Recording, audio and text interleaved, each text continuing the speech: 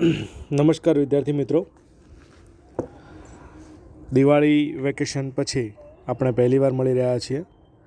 તમે બધા સુરક્ષિત અને મજામાં હશો એવી શુભકામનાઓ સાથે આપણે આજે સામાજિક વિજ્ઞાનનો પાઠ નંબર 6 ચાલુ કરવા જઈ રહ્યા છીએ. વિદ્યાર્થી મિત્રો, તમારી પાસે સમય બહુ ઓછો છે અને તૈયારી બહુ વધારે કરવાની છે, તો તમારી પાસે સમય પણ છે, તમે હાલ ઘરે છો, તો તમે વધારે ને વધારે મહેનત કરી શકો છો. એટલા માટે વધારે મહેનત કરો અને કોઈ પણ વિષયમાં જે પણ કોઈ ડાઉટ હોય એ તમે તમારા શિક્ષકને જણાવી અને દૂર કરી શકો છો અને જોઈએ એવું ધારો એવું પરિણામ તમે લાવી શકો છો. તો એ માટેનો પ્રયત્ન તમારે દરેકે કરવાનો છે. વિદ્યાર્થી મિત્રો, આપણે સામાજિક વિજ્ઞાનની વાત કરીએ તો પાઠ નંબર 6, જેમાં ભારતના સાંસ્કૃતિક વારસાના સ્થળો વિશેની માહિતી આજે કરવાના છીએ. તો વિદ્યાર્થી મિત્રો, જોઈએ તો કે ભારત એ આપણે સમૃદ્ધ અને પ્રાકૃતિક અને સાંસ્કૃતિક વારસો ધરાવે છે. આપણે આગળ પણ જોઈ ગયા છે કે ભાઈ વારસો કોને કહેવાય. તો આગળ કરી હતી વાત કે આપણને જે પેઢીમાં દર પેઢી જે મળતું આવે છે પિતા તરફથી કે કોઈ પણ સ્વરૂપે, એ સ્થાનિક હોય કે કોઈ પણ મિલકત હોય, એ જે વારસામાં પ્રાપ્ત થાય છે એને આપણે વારસો કહીએ છીએ. તો કે ભારત એ સમૃદ્ધ વારસો ધરાવે છે. પ્રાકૃતિક અને સાંસ્કૃતિક વારસાના સ્થળો નિહાળવા માટે દેશ વિદેશના અને પ્રવાસીઓ એ ભારતની મુલાકાત લે છે. આપણે એ વાતથી જાણીએ છીએ. આપણે આ પાઠમાં ભારતના સાંસ્કૃતિક જે સ્થળો છે એના વિશેની ચર્ચા કરવાના છીએ. તો પહેલાં જ વાત કરીએ આપણે અજંતાની ગુફાઓ. તો વિદ્યાર્થી મિત્રો, આ અજંતાની જે ગુફાઓ છે એ મહારાષ્ટ્ર રાજ્યના ઔરંગાબાદ જિલ્લાના અજંતા ગામ પાસે આવેલી છે. વિદ્યાર્થી મિત્રો, ખૂબ જ સરસ મજાની ગુફાઓ છે. જીવનમાં એકવાર તો આ ગુફાઓની મુલાકાત લેવી જ જોઈએ, જેથી કરીને આપણને ખબર પડે કે એ કલા અને કલા ક્ષેત્રે કેટલું ઉમદા સ્થાન ધરાવે છે. આ જે ગુફાઓ છે એ સહ્યાદ્રી પર્વતમાળાના કોરીને ઘોડાની નાળની જે આકાર હોય આખી યુ ટર્ન જેવી, એવી કુલ 29 ગુફાઓ આવેલી છે. વાસ્તુકલાની દ્રષ્ટિએ અજંતાની ગુફાઓને મહત્ત્વની છે. જે વાસ્તુશાસ્ત્રમાં આપણે આગળના પાઠમાં જોઈ ગયા હતા, ભાઈ વાસ્તુકળા એને ધ્યાનમાં રાખીને આ ગુફાઓને નિર્માણ કરાયેલું છે.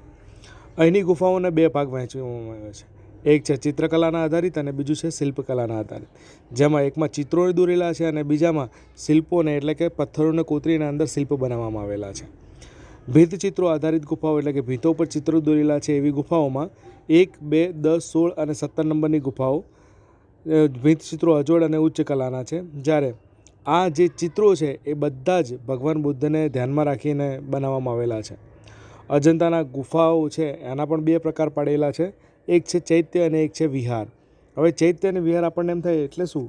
તો કે ચૈત્ય એટલે બૌદ્ધ સાધુઓના જે પ્રાર્થના અને ઉપાસના માટે જ્યાં ભેગા થતા એ સ્થળ, એને ચૈત્ય કહેવામાં આવતું.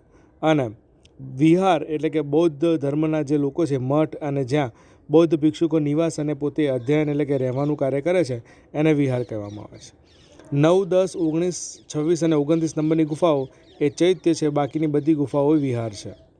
અજંતાની ગુફાઓમાં એક સમયે વિસરાઈ ગઈ હતી, પરંતુ તેને ઈસવીસન 1819માં એક અંગ્રેજ કેપ્ટન જ્હોન સ્મિથે પુનઃસંશોધિત કરી. આ પરીક્ષામાં પૂછાઈ શકે ભાઈ જ્હોન સ્મિથનું નામ, એટલે યાદ રાખજો તમે. અજંતાની ગુફાઓ પ્રારંભિક બૌદ્ધ વાસ્તુકલા, ગુફાચિત્રો, શિલ્પકલાના ઉત્કૃષ્ટ ઉદાહરણોમાં સ્થાન પામે છે. માનવીય હસ્તક્ષેપ અને સમયની અસરથી ક્ષીણ થતાં ઘણા ચિત્રોને નુકસાન પણ થયું છે. જેમ જેમ સમય જાય છે એમ શું થાય ભાઈ, એમાં ઘસારો લાગે છે અને ધીમે ધીમે હવે એ ભૂસાતું હોય તેવું જોવા મળે છે. અજંતાની ગુફાઓ તેની અનોખી કલા સમૃદ્ધિના કારણે માત્ર ભારતમાં જ નહીં પરંતુ વિશ્વભરમાં પ્રસિદ્ધ છે. ચિત્રકલા, શિલ્પકલા અને સ્થાપત્યકલાના અપૂર્વ સુમેળ રૂપે આ ગુફાઓમાં થયેલા કલા સર્જને ભારતીય કલાને વિશ્વમાં ખૂબ જ ગૌરવ અપાવ્યું છે. ત્યારબાદ જોઈએ વિદ્યાર્થી મિત્રો ઇલોરાની ગુફાઓ. તો કે મહારાષ્ટ્ર રાજ્યમાં ઔરંગાબાદ પાસે ઇલોરાની ગુફાઓ આવેલી છે. અહીંયા કુલ 34 ગુફાઓ છે અને અહીં એકબીજાથી જુદા જુદા એવા ગુફા મંદિરોના 3 સમૂહો છે. પહેલામાં 2 ભાગ પડ્યા હતા, ચૈત્ય અને વિહાર. એમાં પણ શિલ્પકલા અને ચિત્રકલા હતી. જ્યારે અહીંયા આગળ 3 ભાગ પડેલા છે, 3 સમૂહો છે. કયા કયા જોઈએ? તો કે બૌદ્ધ ધર્મને લગતી ગુફાઓ 1 થી 12 નંબરની છે. હિન્દુ ધર્મને લગતી ગુફાઓ 13 થી 29 નંબરની છે. જ્યારે જૈન ધર્મને લગતી ગુફાઓ 30થી લઈને 34 નંબરની છે. રાષ્ટ્રકૂટ રાજાઓના સમયમાં હિન્દુ ધર્મની ગુફાઓનું નિર્માણ થયું. એમાં 16 નંબરની ગુફામાં કૈલાશ મંદિર આવેલું છે. કૈલાશ મંદિર એટલે કે ભગવાન શંકરનું મંદિર આવેલું છે. એ એક જ પથ્થરમાંથી કોતરીને બનાવેલું છે, જે 50 મીટર લાંબુ, 33 મીટર પહોળું અને 30 મીટર ઊંચું છે. દરવાજા, ઝરૂખા અને સુંદર સ્તંભોની શ્રેણીઓની સુશોભિત આ મંદિરની શોભા એ જે વર્ણવી ન શકાય એવી અવર્ણનીય છે. પહાડવાળા વિસ્તારોમાં આવેલી ઈલોરાની ગુફાઓમાં ઈસવીસન 1600થી લઈને ઈસવીસન 1000ની કાળના અને પ્રાચીન ભારતીય સભ્યતાનું જીવંત એટલે કે જીવતું હોય એવું પ્રદર્શન કરતું હોય એવું જોવા મળે છે. બૌદ્ધ, હિન્દુ અને જૈન ધર્મને સમર્પિત પવિત્ર સ્થાન ઇલોરા પરિસરમાં ન કેવા અદ્વિતીય કલાત્મક સર્જન અને તકનીકી ઉત્કૃષ્ટતા એટલે કે ખૂબ જ મહત્ત્વનું સ્થાન અને ખૂબ જ ઊંચું સ્થાન ધરાવે છે. પણ સાથે આ પ્રાચીન સ્થાપત્ય ભારતમાં ધૈર્યવાન ચારિત્ર્યનો પણ પરિચય આપે છે. એ સમયે આપણી સંસ્કૃતિ કેવી હતી એનો તદ્દન નમૂનો એ આપણને આ ગુફાઓ દર્શાવે છે. ત્યારબાદ જોઈએ વિદ્યાર્થી મિત્રો એલિફન્ટા ગુફાઓ. આ વસ્તુ યાદ રાખજો, એલિફન્ટાની ગુફાઓ એનો આકાર જે એલિફન્ટ એટલે કે હાથી જેવો છે એના ઉપરથી એનું નામ એલિફન્ટા પડ્યું છે. આગળ જોઈએ આપણે તો કે મહારાષ્ટ્ર રાજ્યમાં વિદ્યાર્થી મિત્રો તમારે યાદ રાખવાનું છે કે કઈ ગુફાઓ પરીક્ષામાં એ પૂછાશે, કઈ ગુફાઓ ક્યાં આવેલી છે, તો તમારે સ્થાન યાદ રાખવું ખૂબ જ જરૂરી છે. તો કે એલિફન્ટાની ગુફાઓ મહારાષ્ટ્ર રાજ્યમાં મુંબઈથી 12 કિલોમીટર દૂર અરબ સાગરમાં એલિફન્ટાની ગુફાઓ આવેલી છે. એલિફન્ટાની ગુફાઓની કુલ સંખ્યા એ 7 છે. આ જગ્યાએ એલિફન્ટા નામના પોર્ટુગીઝે આપ્યું. એમણે આ નામ ઉપરથી પથ્થરોમાંથી કોતરેલો હાથીના શિલ્પના કારણે આપેલું છે. એ ત્યાં જઈએ આપણે, ત્યાં આગળ શું દેખાય છે ભાઈ, આપણને હાથી કોતરેલો હોય પહાડમાંથી એવું દેખાય છે. પરિણામે એનું નામ એ એલિફન્ટા નામ આપ્યું છે. અહીંની ગુફાઓમાં અનેક સુંદર શિલ્પકૃતિઓ કંડારાયેલી છે, જેમાં ત્રિમૂર્તિ એટલે ભાઈ બ્રહ્મા, વિષ્ણુ અને મહેશની 3 ભેગા હોય એવી મૂર્તિ બાજુમાં ચિત્રમાં આપેલું છે, એ જોઈ શકો છો તમે. ત્રિમૂર્તિની ગણના દુનિયાની સર્વોત્તમ મૂર્તિઓમાં થાય છે. એ ગુફા નંબર 1માં આવેલી છે. ઈસવીસન 1987માં યુનેસ્કો દ્વારા વૈશ્વિક વારસાના સ્થાનોમાં એલિફન્ટાને સ્થાન આપવામાં આવ્યું છે. સ્થાનિક માછીમારો આ સ્થળને ધારાપુરી તરીકે પણ ઓળખવામાં આવે છે. યાદ રાખજો, પરીક્ષામાં પૂછાઈ શકે કે ધારાપુરી એ બીજું કોનું નામ છે, તો તમને ખબર હોવું જોઈએ કે એલિફન્ટાની ગુફાઓનું નામ છે. એના પછી જોઈએ મહાબલીપુરમ. તો કે તમિલનાડુ રાજ્યના ચેન્નાઈથી 60 કિલોમીટર દૂર મહાબલીપુરમ આવેલું છે. તમિલનાડુનું આ શહેર પોતાના ભવ્ય મંદિર અને સ્થાપત્ય અને સાગર કિનારા માટે ખૂબ જ પ્રખ્યાત છે.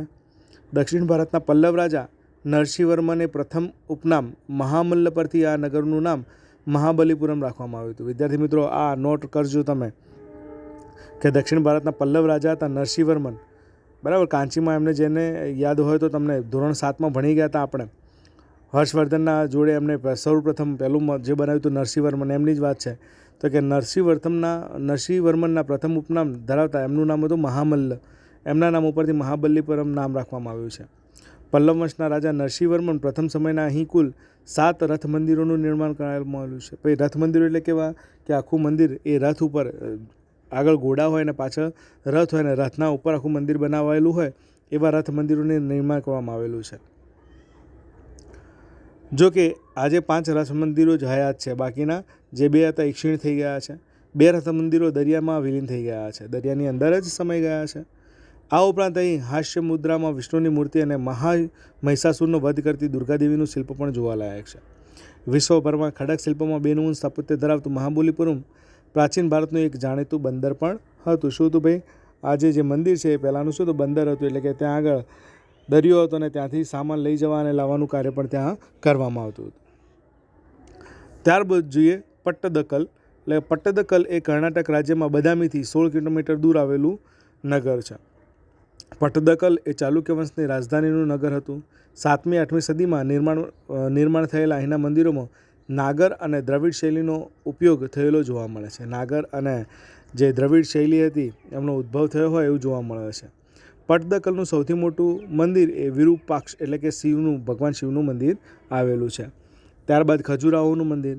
તો કે મધ્યપ્રદેશના છતરપુર જિલ્લામાં ખજુરાહોના ખાતે મંદિરો આવેલા છે. ખજુરાહો એ બુંદેલખંડના ચંદેલ રાજાઓનું રાજધાનીનું સ્થળ હતું. આ રાજાઓના સમયગાળામાં ઈસવીસન 905થી 1050 સુધીનું છે સમયગાળો એમનો. અહીં 80 જેટલા મંદિરોનું નિર્માણ થયું. જો કે આજે 25 મંદિરો જ માત્ર હયાત છે.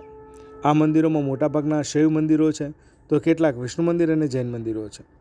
આ બધા મંદિરોની રચનાશૈલી અને તેમનું શિલ્પવિધાન એટલે કે લગભગ એક જ જેવું છે તેવું જોવા મળે છે. આ મંદિરોમાં 64 યોગિનીનું મંદિર મુખ્ય છે.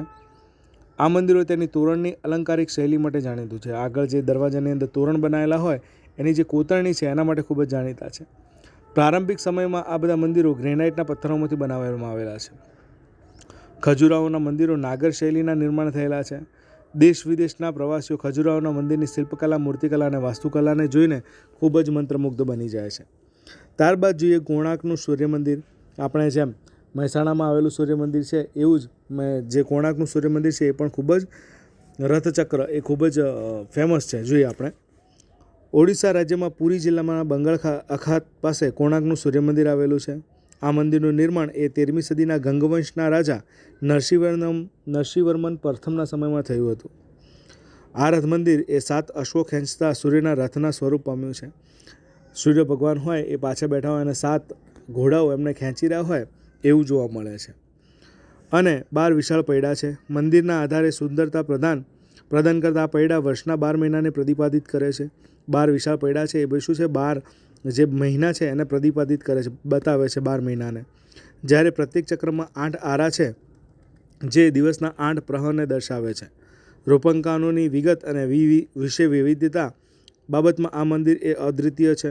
આ મંદિરનું નિર્માણ એ કાળા પથ્થરોમાંથી થયું હોવાથી તેને કાળા પેગડા તરીકે પણ ઓળખવામાં આવે છે. યાદ રાખજો વિદ્યાર્થી મિત્રો, બરાબર. કોણાર્કનું સૂર્ય મંદિર છે અને કાળા પેગડા તરીકે પણ કાળા પથ્થરમાંથી બનાવવામાં આવેલું છે, એટલા માટે કાળા પેગોડા તરીકે પણ ઓળખવામાં આવે છે.